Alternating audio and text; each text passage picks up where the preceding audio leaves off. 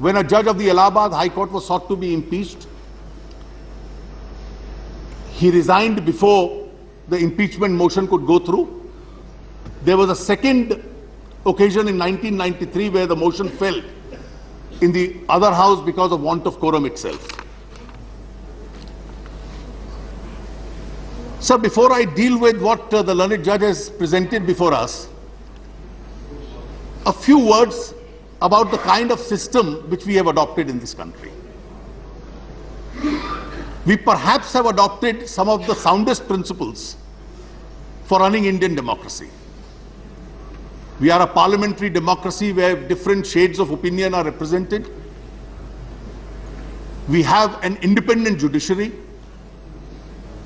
We have the concept of separation of powers.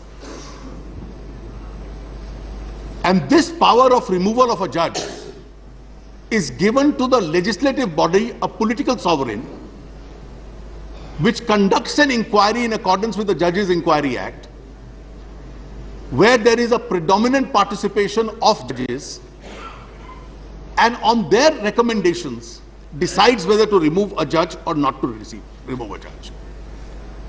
So originally, when we devised the concept of independence of judiciary world over, we were conscious of the fact, the whole mankind was conscious of the fact, that to judge the fate of ordinary humans is normally a divine function. But we bestowed this power with an ordinary human being, in the hope that this ordinary human being would almost be perfect. He would be free from all collateral considerations. He'd have a high level of scholarship. He'll have the utmost integrity. And therefore, we were convinced that this function could be performed by the judiciary, and that itself would safeguard the rule of law and adjudicate fairly disputes between ordinary people. So as times have passed by, there are too many whispers and too many aberrations which we are confronted with.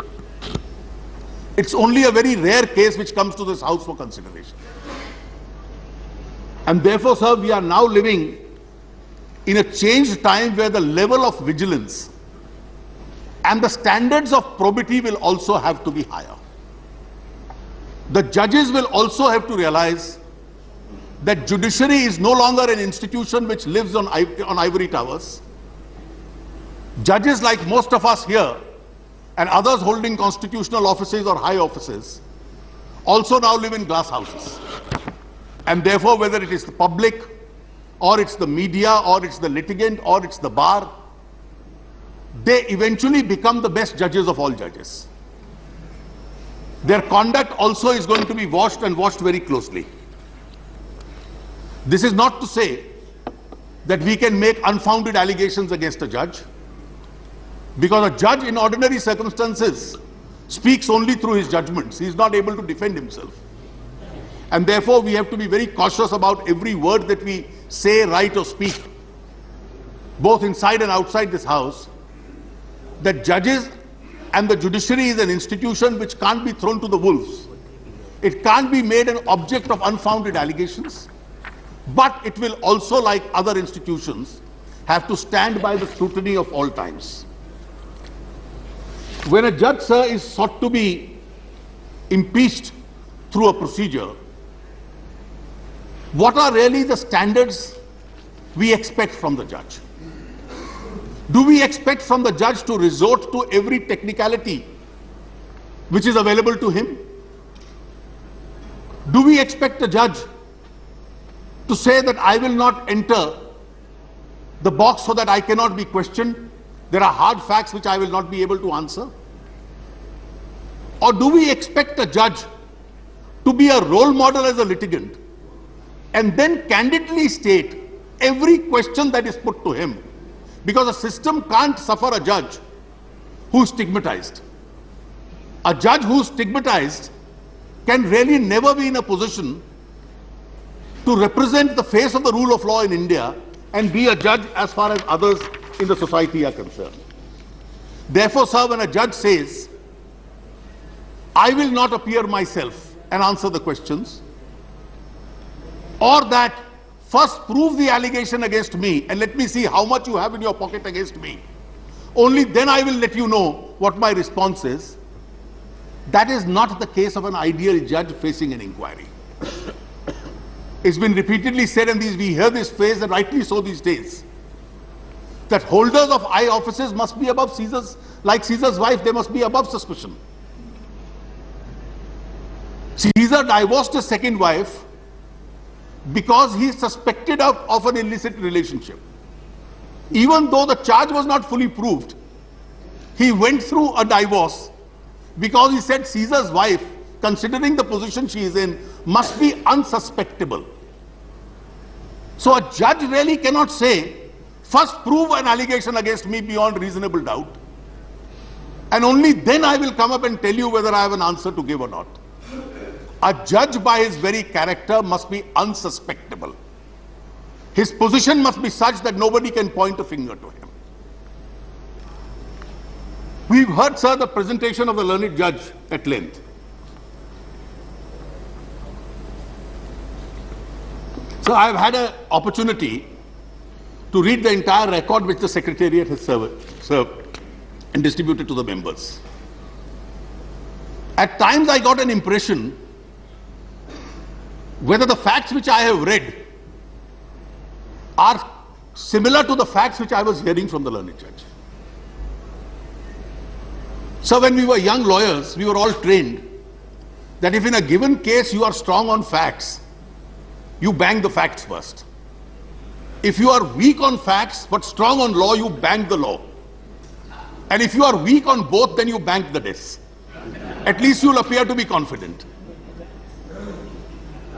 I was wondering what the facts are. The facts are in a very narrow compass. One doesn't have to go into a complicated circle of facts in order to determine that there are many other cases in the judiciary where people are accountable. Of course, there are other cases in the judiciary also where persons should be accountable. In the matter of probity or the lack of probity, there is no right of equality. There are other people who've committed offenses while being a judge and got away with it. Is no ground available to any judge to say that I must also get away with this offense. In the matter of violation of law, there is no Article 14. Article 14, the right to equality, applies in the matter of application of law, not in the matter of violation of law. And therefore, to discredit other judges and say, well, there are others like this and therefore I must get away, is never an argument available to any citizen, least of all to a judge. What are the facts, sir, as are apparent from the report of the inquiry committee and the entire record which the Secretariat has served? I heard large discussions about workmen being paid and all workmen have signed. I found that this case has nothing to do with any workman. The charge has nothing to do with the workman. The case in a nutshell is that Steel Authority of India, a public sector company, brought certain goods. The goods were to be brought through the shipping route by the Shipping Corporation of India, and there was a supplier, there was a dispute over those goods and its qualities. The Steel Authority of India moved the Calcutta High Court, and the Calcutta High Court in 1984, 30th April 1984, appointed the then Mr. Sumitra Sen, an advocate, as a receiver. The Calcutta High Court said, take charge of these goods. You can then make an inventory of the goods. Depending on the direction of the court, you can sell these goods. Mr. Sen takes charge of these goods and he keeps the goods in his custody. Nothing happens. There was a direction of the Calcutta High Court that what you do to these goods and the monies you recover, every 6 months, please file a return with the Calcutta High Court. From 1984 till 2006, 18 years, not once is a return filed. Nothing very seriously happened till 1993. On 20th January 1993, the Calcutta High Court says, what has happened to these goods? Please sell them. You are entitled as your fee 5% of whatever is the sale value. And whatever you sell, open a bank account, keep it in that bank account. and the court will decide what is to be done with this money. And the court says, don't create any encumbrances on this money or on the goods. You can't use it for any other purpose. Over a period of time, the goods are slowly sold. And finally, an approximate sum of rupees 33,22,800 is received against these goods. Goods are sold over a different period of time. Mr. Sen, as he then was, opens two bank accounts. Once in the ANZ Grindlays Bank and the other account in the Allahabad Bank. He deposits rupees 4,68,000 in Allahabad Bank and the balance about 28 lakhs in the ANZ Grindlays Bank, which later merged and became the Standard Chartered Bank. What does he do with these monies? Now, these monies are to be kept in these accounts. They will earn interest, and eventually whoever succeeds in the case will get these monies. So the money lying in the Allahabad Bank, what does he do? And that's the reason the Judges' Inquiry Committee said he claimed a right of silence. Obviously, his advocate couldn't come and answer. He only argued on law. If he had appeared and the inquiry committee had asked him these questions, how come this money which was lying in these accounts was for the benefit of the court? You are a receiver of the court and the court would give it to a winning party. He first cuts out checks from these accounts, gives 4 checks in the names of private individuals who are known to him, who have nothing to do with this case. One Subroto Mukherjee, Biresh Pratap Chaudhary, Somnath Ray, K.L. Yadav, one Jai Guru Enterprises gets that money. Other amounts of money, his Visa credit card bills are debited to it. There is a well-known law book publisher, S.C. Sarkar and Company. So law books purchased, the monies go from that account. While this was happening, and this was the entire rigmarole that the presentation was today getting into, another judge of the Calcutta High Court appoints him as a special officer in the case of one Calcutta Fans. That case had nothing to do with this case. He is paid 70 lakh rupees so that workmen of Calcutta Fans could be paid. He opens another bank account and puts this 70 lakhs there. Of this 70 lakhs, and that's where his behavior lies, of this 70 lakhs, he quietly withdraws 25 lakhs and makes a deposit in the name of one company, Links India. Obviously, this 25 lakhs has gone there. So the money is short for the workmen in the second case. The second case has nothing to do with this impeachment proceeding. When he is paying the workman and he realizes he is short of money, because Links India then goes into liquidation soon after he deposits the money. So what he does is, from the Steel Authority money which is lying in the other account, he removes 22 lakhs and deposits it in the Calcutta Fans case.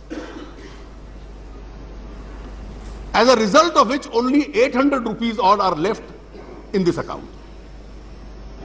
Well, this is a serious issue to ponder, which, sir, I'll deal with a little later. In February 2003, Steel Authority moves the court and said, we have not got any accounts, we have not got our money, what's happened to our money?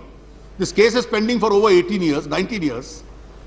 And the weakness of our system is, since judges appoint judges in this country, the government has a very marginal role. In December 2003, he is elevated as a judge. Now, the first thing that should have struck him when he becomes a judge, that I am a receiver in some cases, I have got somebody else's money. He has already misappropriated that money for some alternative purpose. He just keeps quiet and keeps sitting on it. So during his tenure as a judge from 2003 onwards, this misappropriation for the alternative purpose continues. When he doesn't answer the advocate of the Steel Authority of India, they move the Calcutta High Court. The Calcutta High Court issues notice to him repeatedly, please file an affidavit and tell us, by this time he's a judge, what have you done to this money? When he doesn't respond, so the judge is left with the judge who was being put across as the villain of the piece, comes up and then makes inquiries. He calls people from the registry, he calls people from the banks and tries to trace out where this money has gone. After all, this money was put in trust with the court. The court put it in trust with him. He was holding it for the benefit of some other parties. He has utilized it and misappropriated it for some other purpose.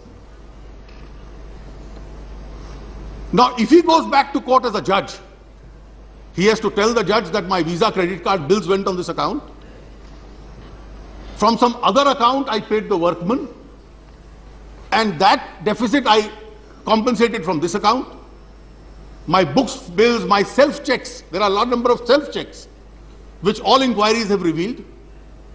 So what he does is, he doesn't file any affidavit or response to the court. The court finally delivers a judgment. He has paid back to Steel Authority 5 lakhs. The balance amount with interest, the court then passes a decree against him saying 52 lakhs 46,454 rupees be paid. In 3 installments he pays 40 lakhs. Now he's a judge. He hasn't voluntarily paid for 3 years. Only on a coercive direction of the court he pays 40 lakhs. Then he asks his mother to move an application before the Calcutta High Court. Give me some more time to pay the balance amount. So the Calcutta High Court says, first tell us what happened to this money in the meanwhile. So the court is told, well, you see, I had put this money in Links India. And that money got lost because Links India went into liquidation. But you never put this money into Links India. You put some other money into Links India. Why are you confusing the two? And that's where misrepresentation comes in. So the court passes a judgment, giving him time and makes some adverse remarks against him. When these adverse remarks are reported in newspapers, the Chief Justice of Calcutta writes to the Chief Justice of India saying that this case has come to notice and this is conduct unbecoming of a judge. 10th of September 2007, by this time he has paid the entire amount. The Chief Justice of India calls him and says, how do you explain this conduct? He says, give me some more time. So the Chief Justice fairly says, please take some more time, but explain to me your conduct in this case because it's unbecoming of a judge. He goes back, files an appeal through his mother again to the division bench. After taking time, the appeal comes up before the division bench. It's not a very happy commentary either on judges or on lawyers. As the appeal comes up on day one, now one brother judge is getting into trouble. He has to explain to Chief Justice of India. So they ask the advocate of Steel Authority of India and the buyer of the goods, you have no objections that we set aside this judgment? At least the observations against him? So on a concession made by parties, those part of the observations are all set aside. And those advocates get up and say, sir, we have no objections, please set aside these observations. And collusively, on that concession, the division bench passes an order. He goes back to the Chief Justice and says, you asked me for an explanation, now I have a very good judgment from the division bench which is set aside by this method, this strictures against me. So the Supreme Court was legitimately concerned as to what do you do. So the Chief Justice of India asked two very eminent High Court judges who are Chief Justices of High Court, another judge, all of them men of proven integrity, Chief Justice A.P. Shah, Chief Justice Patnaik and Justice R.M. Lodha, with a great reputation, and says this is an in-house mechanism. Now the learned judge today says the in-house mechanism is extra-constitutional. Obviously the Constitution doesn't provide for an in-house mechanism. Impeachment is a near impossible procedure. So the in-house mechanism is that let the judiciary in the first instance look into the allegation itself and prima facie see whether an unfounded allegation is being made or it's a serious allegation. So those three judges repeatedly call him. He gets a detailed hearing from them. He puts up his defense. They say, but what did you do with this money all this while? Both when you were an advocate and from 2003 to 2006 when you were a judge. As a judge, are you expected, there is a continuing running thread, but as a judge, are you expected to misappropriate the money and keep to yourself the misappropriated money and then not answer and give a reply to anybody where you kept this money? It's only when there is a coercive order of a court that you decide to return the money. And now you say, since I have returned the money, my sins are all washed off. Section 403 of the Penal Code, where it talks of, Mr. Jethmalani knows criminal law better than most of us, of misappropriation of money. Even a temporary misappropriation of money is a misappropriation of money. The fact that I stole this money or I misappropriated this money and when I got caught, I returned it with interest doesn't wash off your crimes. In any case, what is the level of probity that we expect from a person who's going to judge the rest of the society? The standard of proof may be beyond reasonable doubt, but a judge is expected to act with probity, not in this manner. So the Chief Justice of India, after holding him guilty, the inquiry holds him guilty. That's the procedure they follow so that the dirty linen of the judiciary is not washed in public. The three senior most judges of the Supreme Court call him and say, please submit your resignation. Prima facie, there is a serious material against you. Now, this should be interpreted as some kind of a villainous act or a conspiracy. They've gone through a procedure. The High Court Chief Justice said, prima facie, the allegations appear true and serious. The inquiry said they are serious. And since he doesn't agree to resign, 58 members of Parliament submit a motion for his removal to the Honourable Chairman. The Honourable Chairman constitutes a committee which comprises, under the Judges Inquiry Act, by a sitting judge of the Supreme Court, Justice Reddy, a Chief Justice of a High Court, which got changed in between, Justice Mudgal, and the third has to be a jurist, Mr. Fali Nariman. He appears through an advocate. The first thing he does is raise an allegation of bias against Mr. Nariman. He then appears before the inquiry through his advocate and says, I will not enter the witness box. Obviously, he would have had to answer, where were these monies from 1993 till 2003 and from 2003 to 2006? He doesn't enter the witness box. That's what they refer to his right of silence. So the Judges Inquiry Committee has to do a fishing inquiry. They have to call bankers. They have to call various people and then find out that these were two separate transactions. The Calcutta fans case, which is payment of workers' dues, had nothing to do with this misappropriation. He only made good of the shortfall from here by putting the monies into that account. And then it has returned a detailed finding holding him guilty of proven misconduct. What does this entire, sir? I've just recollected the fact because the manner in which some of the facts have been given really made out as though it's a different case between the papers circulated to us and what we've understood and what the learned judge was really arguing. In a nutshell, sir, the misconduct is, the first misconduct, which is the proven misconduct, is you misappropriated the monies. The misappropriation started when you were an advocate. It continued when, after your elevation, you kept the monies and allowed them to remain misappropriated. You didn't cooperate with the judicial institution in telling them the truth. And finally, when there was a compulsion of a judicial order, you claim it to be a virtue that now at least I have returned the entire money with interest. The second fact, why did you misrepresent the facts? Even today, sir, when he seeks indulgence from this Honourable House, Did we once hear him tell us where the money of the Steel Authority case went? All we were told was this was used for some fixed deposits, this went to workmen, this has been honorably paid. This money had nothing to do with workmen. It was some other Calcutta fans case.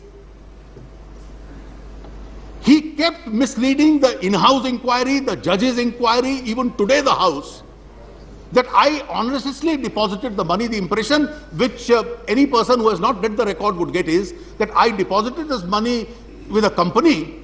That company went into liquidation. So I was good enough to take my own money and pay it back with interest.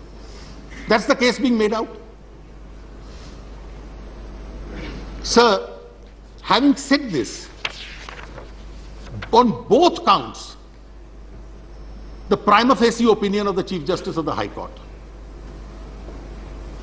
the firm opinion of the Judges' Inquiry Committee, which is the in-house inquiry committee, then the opinion of senior 3 judges of the Supreme Court asking him to submit his resignation, so that things don't come to such a pass. It has happened in the past. It may be extra constitutional. It's an in-house persuasive method which the judiciary has. And then comes finally the statutory constitutional procedure, again an inquiry of 3 eminent people. All findings come to a unanimous conclusion that yes, you did misappropriate money, and yes, you did misrepresent facts by not telling the truth. As to this case had nothing to do with Links India, you were using some other monies in Links India. What business you had even in that case to put the workers' money into Links India, and so that a company which was on the verge of liquidation? You only made good of the shortfall in this case and put it into Links India. So is there a reason? Is there an extraordinary argument that we must disagree with all these reports of all these experts and then come to a finding that the learned judge has not committed a misconduct or a proven misbehavior? So from beginning to the end, it smacks of an abuse of a process both as an advocate and as a judge. And when it smacks of a procedure, are we being guided by the opinion of a former Chief Justice of India? He may have his own grievances against a former Chief Justice of India. That is not an issue today. Can he today seriously contend that the sub judice rule must apply to the impeachment jurisdiction of Parliament? The misconduct of a judge, of this judge, is not pending before any court.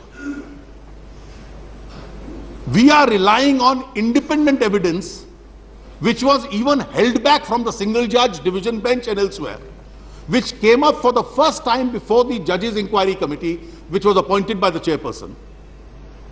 And this House, in the exercise of its constitutional jurisdiction to remove a judge, will look at the kind of evidence which has come out and then to say, well, in a single day hearing, as soon as I filed an appeal on basis of concessions of 2 advocates, I managed to get a judgment. Therefore, all my sins are washed off. Sir, we are not relying on any judgment in the course of this impeachment proceeding against him. We are relying on the report of the Judges' Inquiry Act. Judgments which are obtained in this manner by concessions between parties may be binding between those parties. That is why the committee appointed by the Honorable Chairman rightly says these are judgments in personam, inter se the parties. These are not judgments on an issue which concerns with larger public interest dealing with the misconduct of a judge. And therefore they will not be binding as far as this House is concerned, as far as the misconduct of a judge is concerned. This House is neither moving on a presumption of guilt. In fact, the manner in which a full opportunity has been provided by the inquiry committee, by this House, we start with a presumption of innocence, but when facts which are prejudicial come before us, we come to a conclusion that this House prima facie comes to an opinion, and then after if the motion is passed, comes to an opinion that the judge in question really should not hold such a high office. He's a judge who stands stigmatized by repeated reports, and those reports have a strong basis on the face of it. Those facts are borne out by the fact that the monies have been diverted for collateral purposes. There may be other problems with the judicial institutions, which the judiciary or this legislature will seek to correct. But then, sir, these are not issues on which the judge can say, I need the benefit of any doubt, because no doubt has been cast on any of the findings which the inquiry reports placed before us have really revealed. I therefore strongly support the motion moved by Mr. Sitaram Yechury for the fact that an address be sent to the President, supporting the fact that this judge is unfit to be in the office of a judge. There is a case of proven misbehavior against him, and therefore the judge be removed from office. Having said this, sir, a few observations that Today,